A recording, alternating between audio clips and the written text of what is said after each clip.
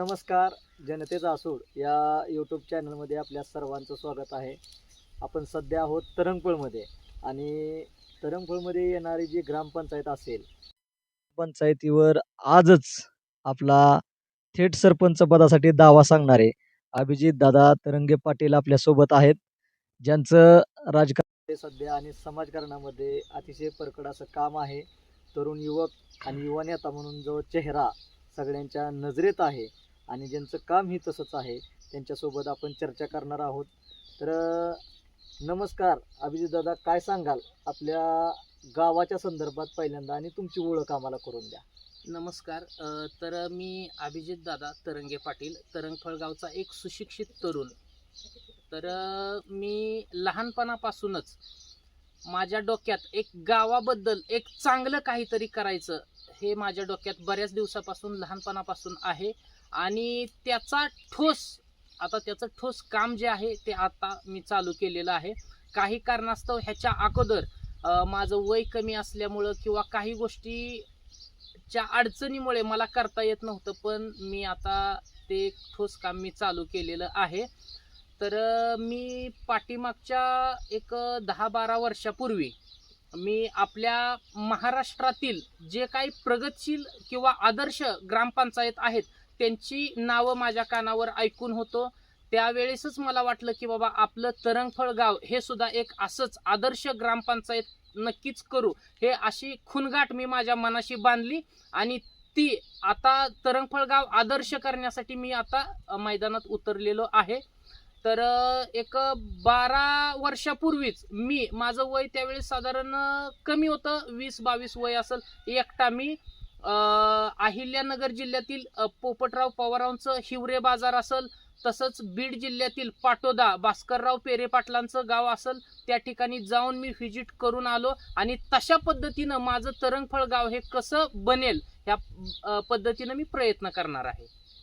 आता मला तुम्हाला एक पहिलाच प्रश्न विचारायचा आहे. तुम्ही माझ्या सेम वयाचे आहात. आता सगळ्यात पहिल्यांदा एक गोष्ट अशी की जसं अजितदादा पवार म्हटले की राजकारण खरंच लय वंगाळ असते, तुम्ही स्वतःचा व्यवसाय चालू करा पण राजकारणाकडे जाऊ नका. पण एक तरुण चेहरा किंवा युवा नेता म्हणून आपल्याला ह्या वाक्याबद्दल काय सांगायचं? तसं तर तुम्हाला आता सांगायचं म्हणलं तर राजकारण अजितदादांच्या भाषेत सांगायचं म्हणलं तर राजकारण लय वांगाळ आहे. आपलं त्यांचं उद्योग व्यवसाय असं करा, त्यांचं मत आहे. पण अजितदादांनी सुद्धा राजकारणच केलंय आणि अजितदादांचीच प्रेरणा आम्हाला पण आहे. अजितदादांनी ज्या पद्धतीनं विकासाचं राजकारण बारामतीत केलं त्या पद्धतीनंच अभिजित तरंगे हा तरंगफळमध्ये विकासाचं राजकारण करेल. अभिजित तरंगे हा सुशिक्षित इंजिनियर आणि निर्व्यसनी तरुण आहे. तसंच अभिजित तरंगेमध्ये त्या गावाला विकसित करण्याची योग्यता, पात्रता आणि क्षमता असणारा तरुण आहे. त्यामुळं तरुणांनी 100%च राजकारण केलं पाहिजे आणि सर्वांना घेऊन केलं पाहिजे असं मला वाटतंय. बरं, यापुढे मला असा तुम्हाला एक प्रश्न विचारावा असा वाटतो. सध्या ग्रामपंचायतचं इलेक्शन लागण्यासाठी अजून एक मला वाटतं 1-1.5 वर्ष तरी अवधी आहे. आणि आता जे चालू आहे, समजा गेल्या 5 वर्षाचा कालावधी असेल, त्याच्या गेल्या 5 वर्षाचा कालावधी असेल, तुमच्या ग्रामपंचायतीमध्ये बऱ्यापैकी चांगली कामं पण होताना आम्ही बघितलेली आहेत. किंवा गाव पाहिजे तितक्या प्रगतीवर आलं नाही हे त्याबरोबरच एक गोष्ट मी या बाबतीत तुम्हाला पण सांगतो. तर काय सांगाल की तुमचं विजन काय असेल? तुम्ही तरंगफळमध्ये सध्या युवा नेता म्हणून काम करताय, तर विजन काय असेल गावाच्या संदर्भातलं तुमचं?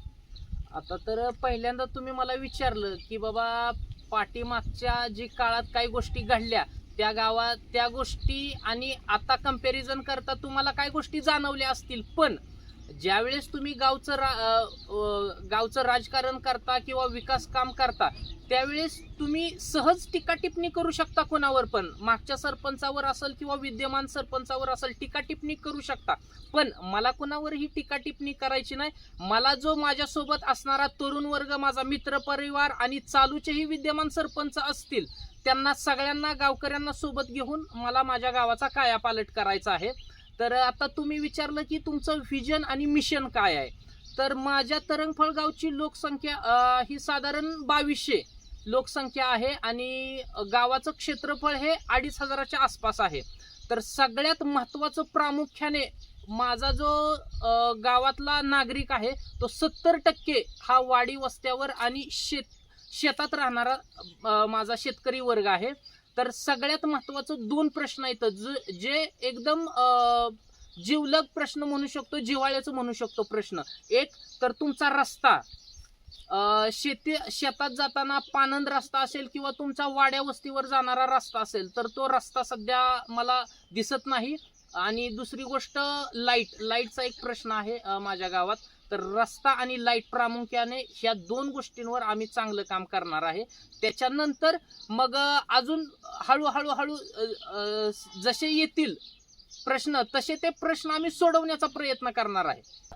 शेजारी असणारे आपल्या अकलूज ग्रामपंचायत ही पण एक ग्रामपंचायत होती, आता नगर पंचायत झाली, नगर परिषद झाली. तर अकलूज नगर परिषद जशी डेव्हलप झाली त्याच ह्याच्यावर आपण तरंगफळ गाव सुद्धा डेव्हलप करण्याचा प्रयत्न करणार आहोत. प्रामुख्याने पानंद रस्ते आहेत आणि शेतकरी वर्ग जो वाडे वस्तीवर राहायला आहे त्यासाठी आम्ही जवळपास 100 किलोमीटर रस्ता हा शेतकऱ्यांच्या दृष्टिकोनातून पानंद रस्ता तयार करणार आहे. दुसरी 15 ते 20 DP सिंगल फेज DP आपण वाड्या वस्तीवर आपण तयार करणार आहोत. हे आमचं एक विजन आणि मिशन आहे.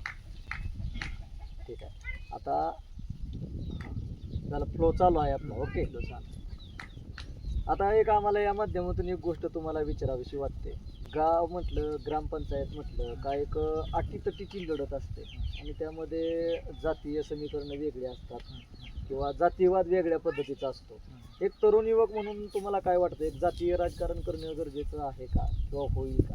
नाही. इथं मी तुम्हाला साहेब सांगतो की आमच्या गावामध्ये जातीपातीला आम्ही थरा देत नाही आणि जातीय समीकरणातून इथं राजकारण होणार नाही हे 100% सांगतो तुम्हाला.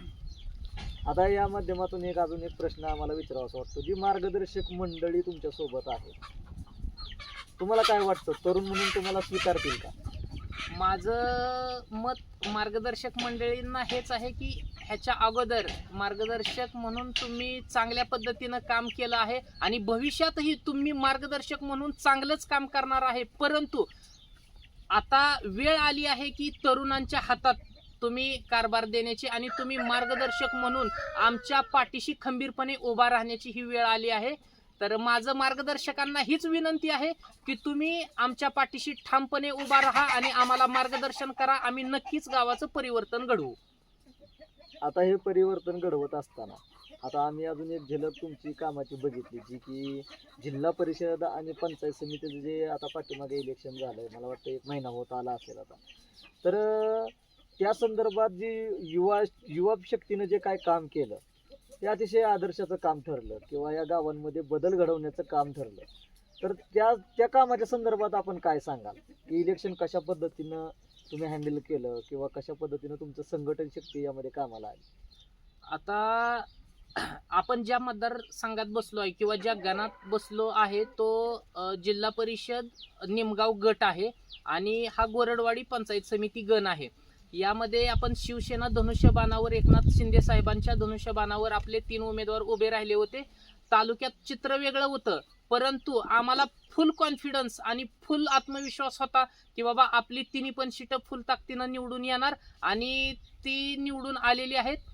तर इथं निमगाव गणातील आपले दत्ताबाह्या मगर हे सभापती पण माळशिरस तालुक्याचे झालेले आहेत. त्यांचाही फुल आम्हाला सपोर्ट आणि पाठिंबा आहे विकास कामात. तेही आम्हाला त्यांनी आश्वासन दिलेलं आहे की तुमचं कुठलंही काम अडणार नाही. तसेच माळशिरस तालुक्याच्या राजकारणातील उगवता सूर्य बाबासाहेब माने पाटील ह्यांच्या मिसेस इथे उभे होता रेश्माताई जगन्नाथ माने, यांना ही आपण ताकदीनिशी निवडून आणलेलं आहे. त्यांचेही खंबीर साथ आणि मार्गदर्शन आम्हाला आहे.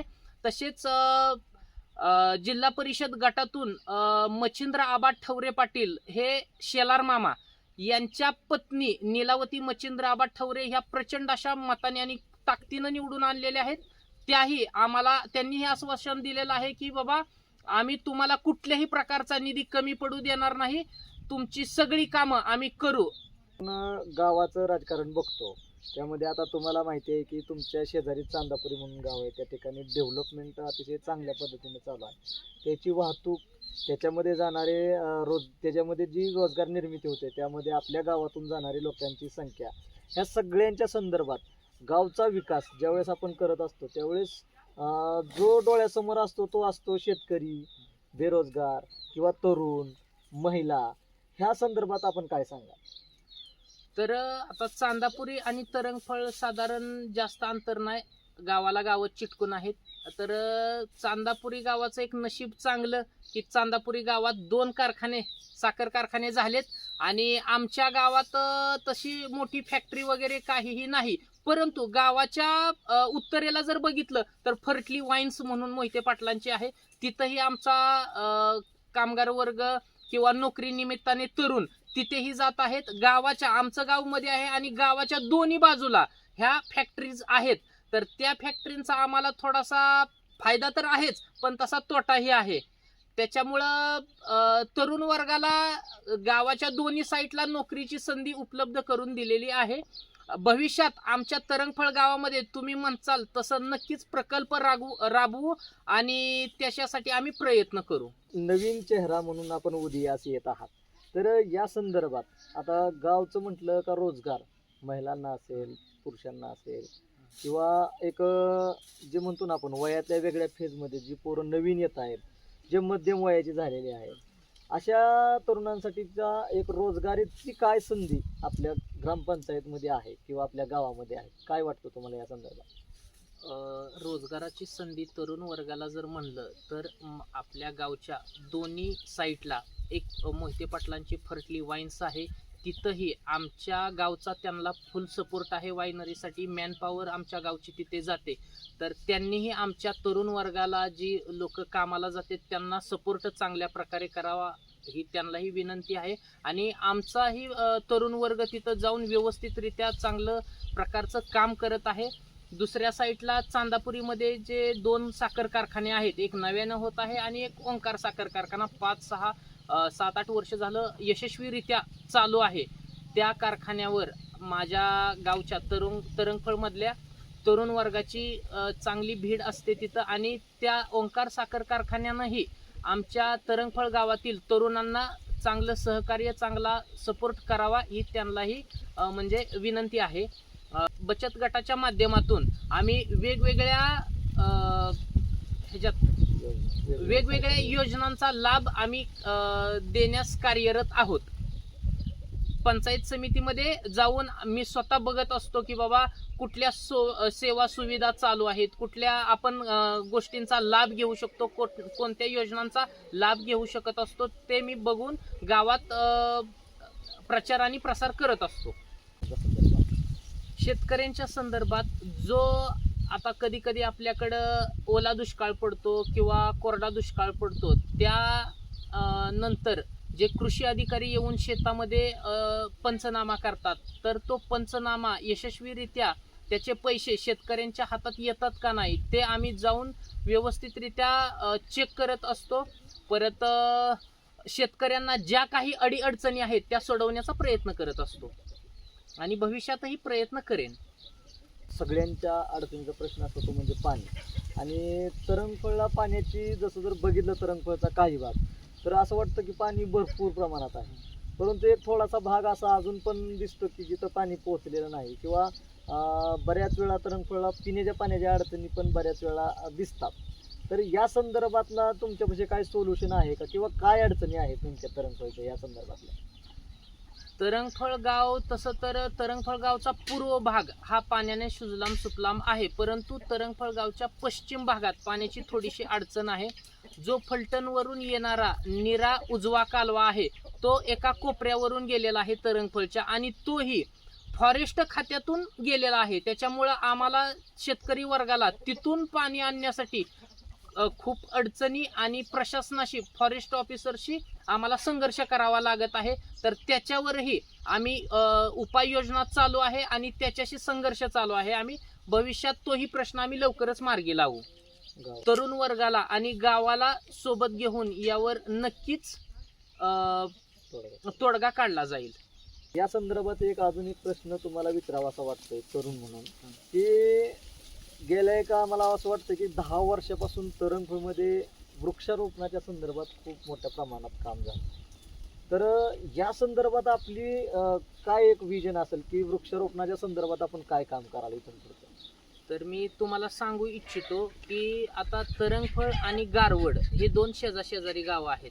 जर तुम्ही गारवडची बाउंड्री ओलांडली की तुम्हाला तरंगफळ लागतंय, आणि जर तुम्ही ड्रोन न बघितलं तर तुम्हाला झाडं दिसतील बऱ्यापैकी.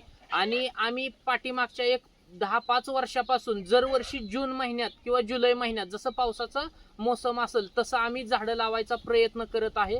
आणि दुसरी गोष्ट तर इथं तरंगफळ म्हणजे आम्ही काटाव पास झालोय. इथं काटाव कसं पास झालोय तर कॅनल हा आमच्या तरंगफळच्या काटावरून गेलेला आहे. त्याच्यामुळं एक आम्हाला ती एक वरदान, फलटणचा निरा उजवा कालवा हा एक आम्हाला वरदान ठरलेला आहे. आणि त्याचं पाईपलाईन आम्ही वर पाणी आणून ती झाडं वगैरे शेतकरी जेवढी झाडं वाढतील तेवढा पाऊस पडतोय. आणि अशा पद्धतीनं चांगल्या प्रकारे झाडं जगवण्याचा आणि लावण्याचा आम्ही दरवर्षी प्रयत्न करत आहे. आणि ह्या वर्षीही ते काम चालूच राहील. गोष्टींचा या मुलाखतीचा शेवट करत असताना तुम्ही गावकऱ्यांना काय आव्हान कराल, किंवा मी गावकऱ्यांना आणि माझ्या तरुण वर्गाला मी असा संदेश देईन की भविष्यात जे आपण परिवर्तन करणार आहे गावचं, ते तुम्हा सर्वांना, माझ्या तरुण मित्रवर्गाला, माझ्या मार्गदर्शकांना सोबत घेऊन करणार आहे.